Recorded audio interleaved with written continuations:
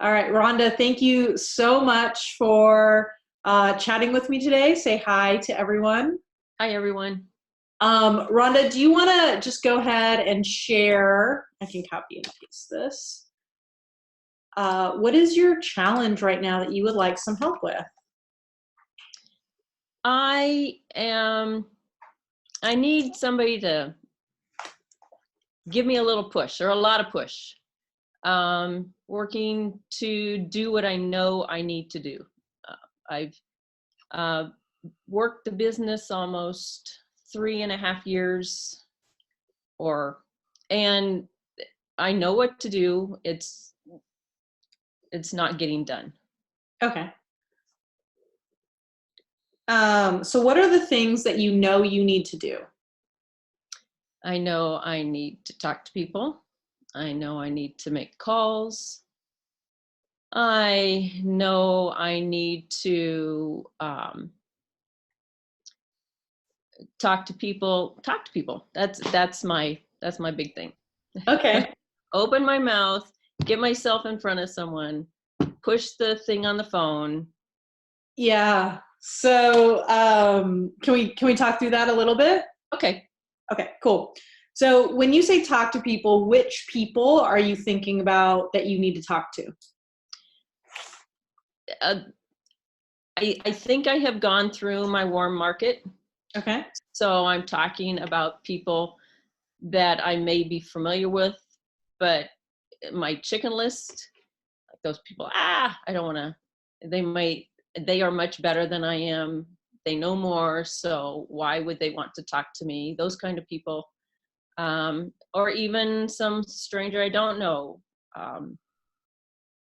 Just hear a conversation and say, hey, I have a product that can help you with that.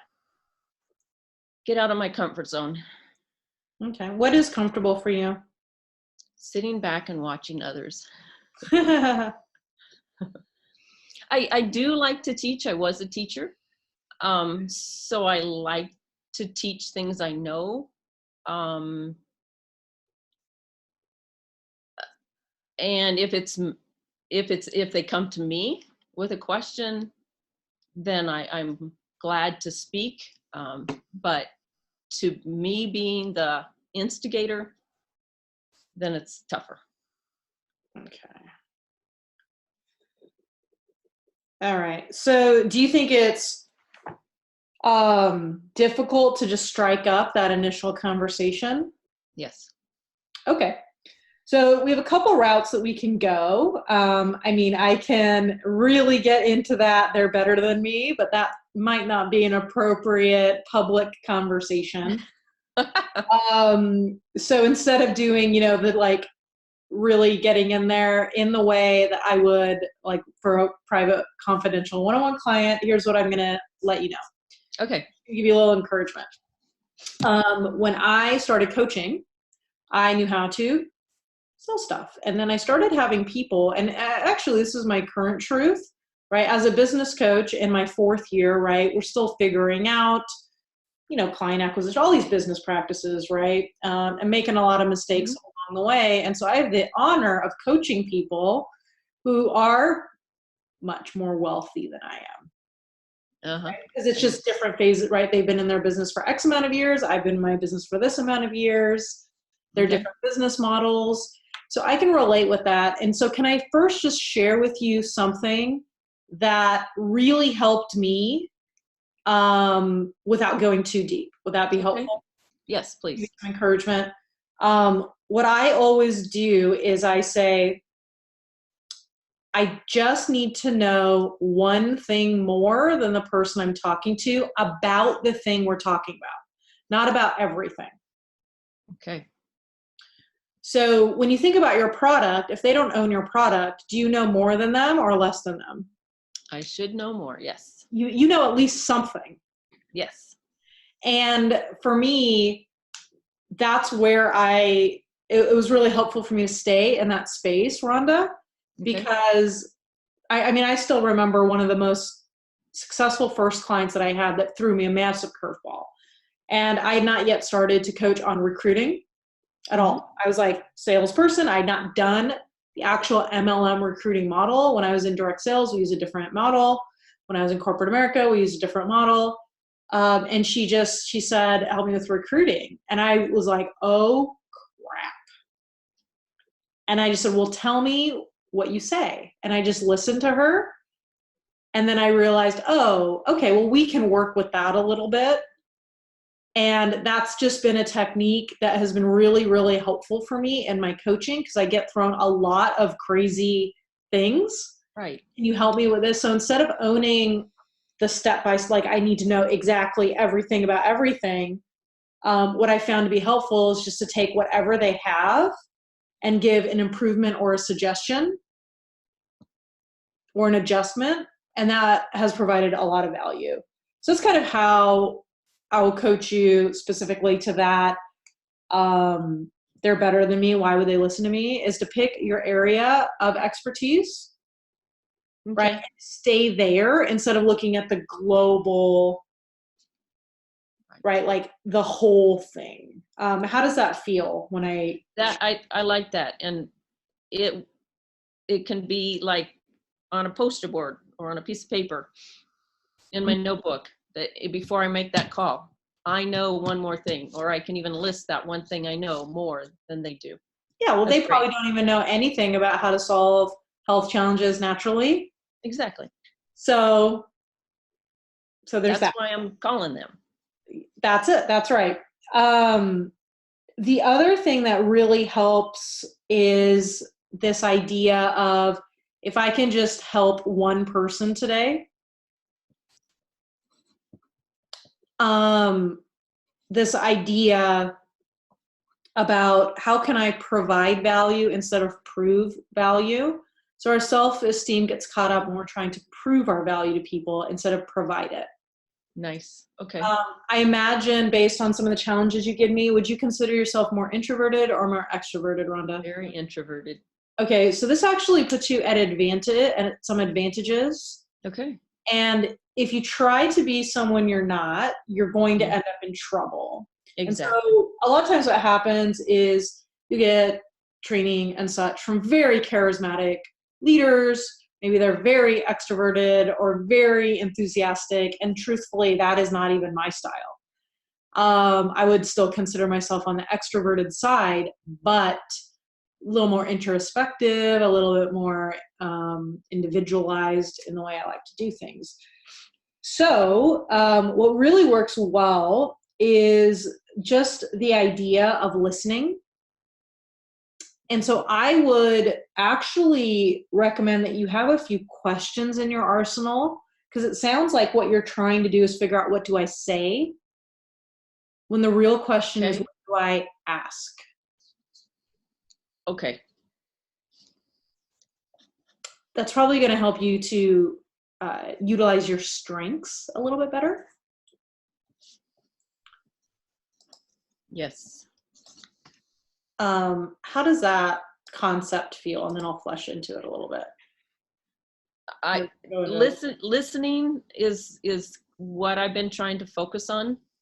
Okay. And so, yes, having a question prepared needs to be done to be able to then, for them to talk, because most of the time they're expecting me to spout out what I'm trying to sell them. I'm assuming if you're calling them and it's a sales call, they're saying, okay, you're going to sell me something. So instead, I need to have questions for them on how this product may be helpful for them. Yeah. Before I let them know what it is or whatever. Sure. Well, and you might even just be actually a step ahead of yourself. Okay. So you mentioned your chicken list. Yeah. So there's a lot of people in the network marketing space that'll say, push through the comfort zone, right? Like that you're dumb because you can't reach out to your chicken list. But I also think that there is some intuition that says it may not be exactly the right time to reach out for this particular matter. And so there's kind of two options when it comes to people that you're nervous about talking to, or just outreach in general. One is what we would call the direct approach, which would be, hey, Rhonda, I'm doing this business. I am calling and reaching out to people I know to set up one-on-ones to kind of get the word out. Is that something you'd be open to? This is what we would go over, blah, blah, blah. The other is what I would just call the good human approach. And the idea, and it's actually funny because I did this morning, where it's just going back and reconnecting on a human level with this like, hey, how are you? And moving them first from the chicken list to the comfort zone. Okay. So what I mean by that is, let's say, can you give me an example of someone that is on a chicken list or like a relationship? Like, why are they on the chicken list? They are an old friend that a high school friend. Connected on with an email. We talked maybe 2 times and then I've dropped the ball. I'd like to reconnect, but I don't want to be that person. Hi, would you like to buy this product, kind of thing. Sure. So what if instead you just told them the truth? Okay. And you just said, hey, what you just told me, I know we chatted for a while and I'm sorry I dropped the ball. I would just like to reconnect. How are you? Uh-huh. Would that make it easier for you to at least reconnect? Yes.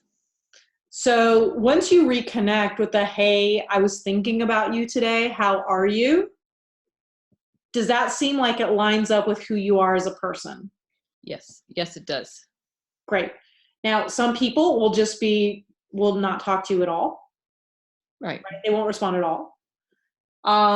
Some people will say, hey, it's good to hear from you. How are you? And now, guess what? I get to say how I am. You get to say how you are. You're in a conversation. You guys can go back and forth. Okay. And so, pushing through, I think there's something to actually listening to that little whisper, right? That says something may not exactly be right here. Right.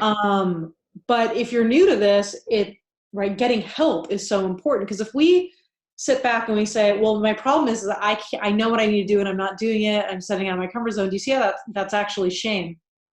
Yeah, I do say that. Yes. And when we're in shame, we actually don't get the help we need in order to move forward, because we're just like, and I'm not saying you're saying this about yourself, but like when I get in these pity parties where I'm like, what's wrong with me? Why am I thinking this way? Why am I feeling this way? Such a dork. I'm such a loser, that I'm not going to reach out to my coach or my business partner or anyone and say, help, SOS. I actually don't know what to do here. And I think your challenge here really had a lot more in how do you introduce that call, or start the conversation, that it has to do with you knowing what to do and not doing it. Because I actually don't think you knew what to do. Okay. What do you think about that? That makes sense. Knowing how to start the conversation. I feel I have issue with words. I stumble over myself. Mm-hmm. I have to when I'm writing something, I write it and I rewrite it 15 times before I actually send it. Mm-hmm. And even calling some people, I write it down before I start the call, or if I have to say it in my mind.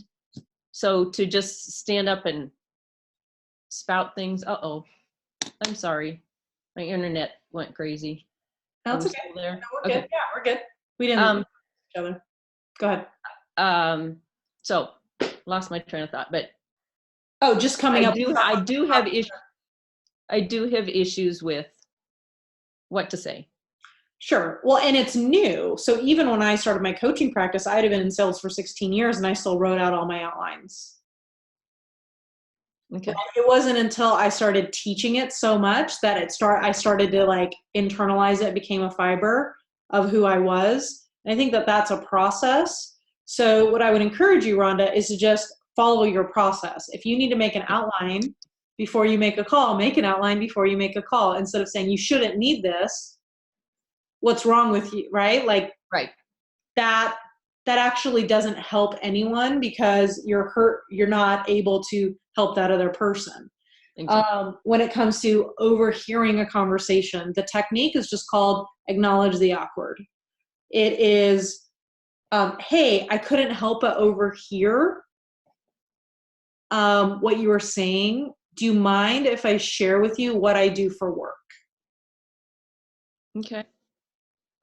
Versus, hey, I have this amazing opportunity for you, right? Super cheesy. But I mean, honestly, if you were having a conversation and you were like, man, we really need a taco person for a party, and somebody Yeah. said, hey, I couldn't help but overhearing, but do you know what I do for work?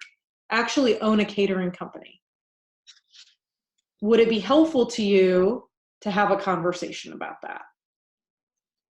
Right? That is normal business behavior, right? If I'm somewhere and someone says, I'm starting my own business and I don't know where to start, right? And I overhear that, it would be normal good human behavior Right. to say, hey, I couldn't help but overhear you. I'm not sure if you know what I do for work. I'm actually a business coach and I specialize in sales and leadership. So, would it be helpful to have a conversation? If not, that's okay too.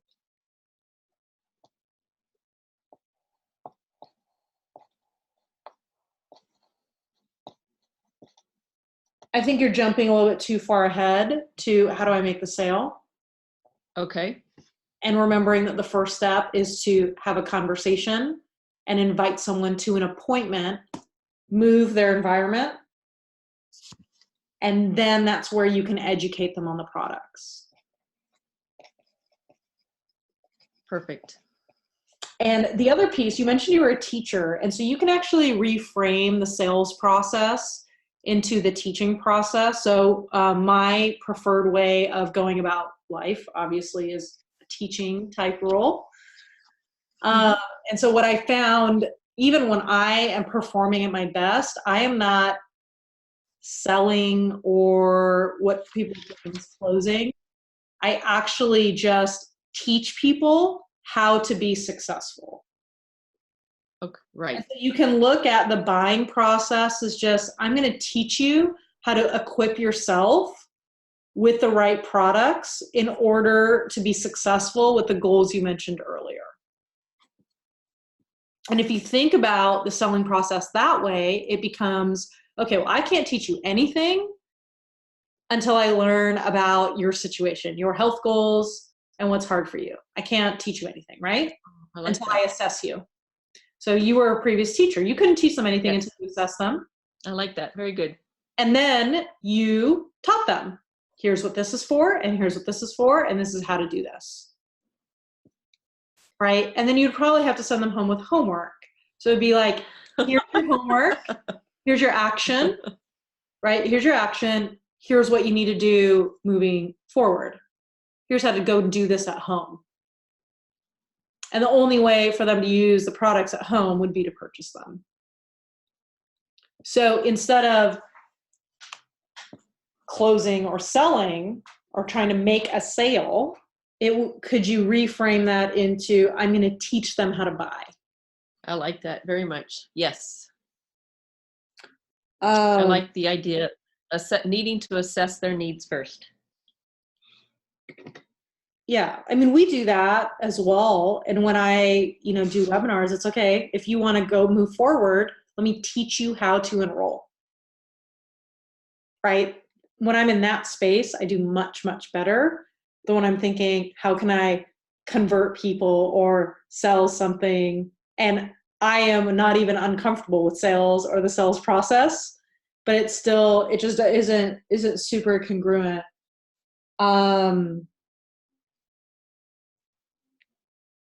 Okay, so I'd written down, you need a little push, right? I need to do what I know how to do. So I think we addressed that. We addressed the chicken list a little bit. We addressed a little bit of feeling like, why do they want to talk to me? And we addressed a little bit about sitting and watching others and how you like to teach people the things they know. Is there an instigating? Was there anything that I missed to just at least get you started? What you covered answered so many questions. Excellent ideas. Thank you.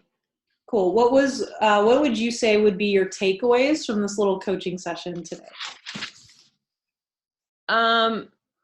My biggest takeaway is what you just said at the end.